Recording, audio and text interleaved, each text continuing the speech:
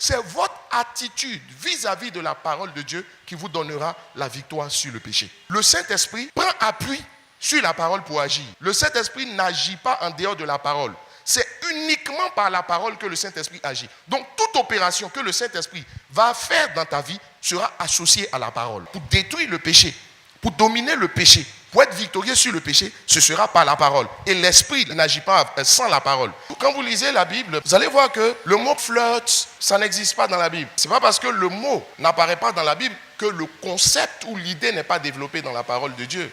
Il faut faire la différence entre un concept et un verset. Le mot peut ne pas sortir, la terminologie peut ne pas sortir dans la parole, mais le concept est abordé dans la parole.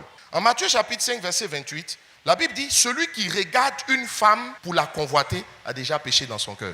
C'est valable aussi pour une femme. Une femme qui regarde un homme pour le convoiter a déjà péché dans son cœur. Quand tu flirtes avec une personne, tu la regardes pour la convoiter. Il dit si quelqu'un regarde une femme pour la convoiter, si une femme regarde un homme pour le convoiter, il a déjà péché dans son cœur. Jacques chapitre 1, verset 21 au verset 25. Alors rejetez tout ce qui salit, tout ce qui rend mauvais. Recevez avec douceur la parole. Rejetez tout ce qui salit. Quand tu flirtes, ça te salit. Le péché rend sale. Le bonheur en Christ est inconcevable en dehors d'une vie de sanctification. C'est pas possible. Recevez avec douceur la parole que Dieu a plantée en vous. Elle peut vous sauver la vie. Ne vous contentez pas de l'écouter, mais faites ce qu'elle dit. Il dit ceci. Ne vous contentez pas d'écouter la parole, faites ce qu'elle dit. Le bonheur est inconcevable en dehors de l'obéissance et de la pratique de la parole. Oui, celui qui écoute la parole et qui ne fait pas ce qu'elle dit, voici à qui il ressemble. Il ressemble à un homme qui regarde son visage dans un miroir. Il se voit tel qu'il est.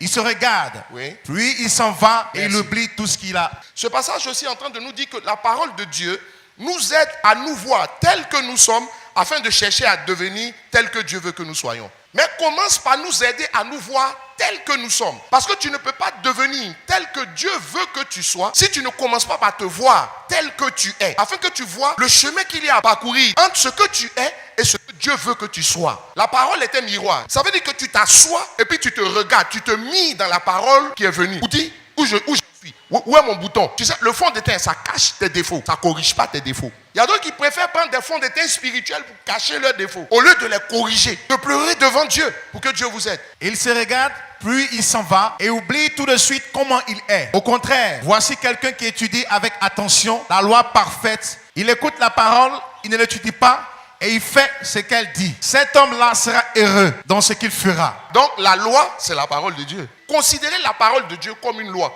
Le problème des chrétiens, c'est qu'on considère la parole de Dieu comme un enseignement. Ce n'est pas un enseignement, c'est une loi. Un enseignement, si tu veux, tu révises ta leçon, si tu veux, tu ne révises pas. Mais le problème de la loi, là, elle est contraignante. Tu dois t'obliger à l'appliquer. Mais en fait, t'obliger à l'appliquer devient un désir de l'appliquer. Pourquoi? Dès l'instant où tu réalises qu'elle est bonne, c'est-à-dire c'est pour ton bien qu'on te demande de l'appliquer. Donc, ce n'est pas que tu le fais par contrainte, tu le fais par désir et par amour. Parce que tu n'as pas envie de rester tel que tu es. En Christ, le bonheur est non envisageable dès l'instant où on ne veut pas obéir à la parole, ou on ne veut pas l'appliquer. Ce n'est pas possible. Romains chapitre 8, verset 4 au verset 5. Et afin que la justice de la loi fût accomplie en nous, qui marchons non selon la chair, mais selon l'esprit. Verset 5. Ceux, en effet, qui vivent selon la chair s'affectionnent aux choses de la chair, tandis que ceux qui vivent selon l'esprit s'affectionnent aux choses de l'esprit. Ceux qui s'affectionnent aux choses de la chair vivent selon la chair. Ça veut dire quoi? Si tu aimes le péché, tu vas pécher. Donc ça veut dire que pour ne pas pécher, il ne faut pas aimer le péché. Il faut haïr le péché. Le contraire d'aimer, c'est haïr.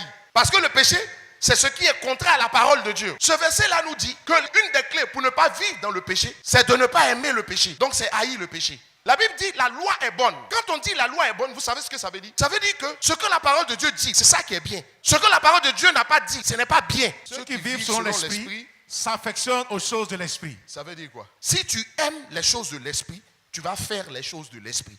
Si tu aimes les choses de la chair, tu vas faire les choses de la chair. Les choses de l'esprit, c'est la parole. En Philippiens chapitre 4, au verset 8, la Bible va dire ceci, que tout ce qui est bon, que tout ce qui est honorable, que tout ce qui mérite l'approbation de tous soit l'objet de vos pensées. Pourquoi la Bible dit cela?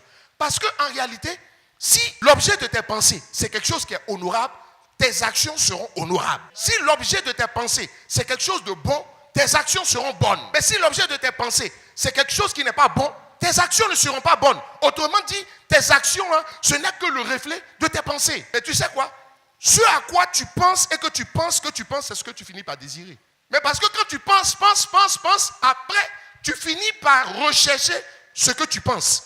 Parce que ce à quoi tu penses, tu finis par l'aimer. Et ce que tu aimes là, tu finis par le rechercher. Le même David, qu'est-ce qu'il a dit dans le psaume 119 au verset 11? Il dit ceci: je serre ta parole dans mon cœur pour ne pas pécher contre toi. Ça veut dire quoi? La clé pour ne pas pécher, il faut serrer la parole dans ton cœur. Ça veut dire deux choses. Ça veut dire qu'il faut t'attacher à elle. Ça veut dire mon pied avec la parole. Là où toi tu es, la parole est là. Écoute-moi, partout où tu t'en vas, ta Bible doit être sur toi. Partout où tu t'en vas, les enseignements doivent être dans ton portable. C'est de ça qu'il s'agit. Allons en Galates chapitre 5, verset 16. Écoute, Galates chapitre 5, verset 16. Je dis donc, marchez selon l'esprit et vous n'accomplirez pas les désirs de la chair. Autrement dit, si tu marches dans la parole, si tu t'attaches à la parole, les œuvres de la chair, les péchés de la chair, tu ne vas pas tomber dedans. Si tu es saturé de la parole, tu ne vas pas tomber dans les péchés. C'est pourquoi je dis, laissez l'Esprit Saint conduire votre vie. Ainsi, vous ne suivrez pas vos désirs mauvais. Mais il dit, laissez l'Esprit conduire votre vie. Or, quand l'Esprit conduit, là, c'est dans la parole, il t'emmène. Donc, si tu es dans la parole, il dit, vous ne suivrez pas quoi? Votre désir mauvais. Les désirs mauvais. Ça veut dire quoi? Quand tu es dans la parole, même les mauvais désirs disparaissent de toi. Ça s'en va. Méditez la parole de Dieu régulièrement. Au point de vous saturer par la parole. Et quand ce sera le cas, vos pensées vont s'aligner sur les pensées de Dieu, de sorte à ce que vos pensées seront canalisées à ne faire, à n'aimer, qu'à n'aspirer qu'aux choses de Dieu. Vous aurez eu la victoire. Et ce sera fini. Que Dieu vous bénisse.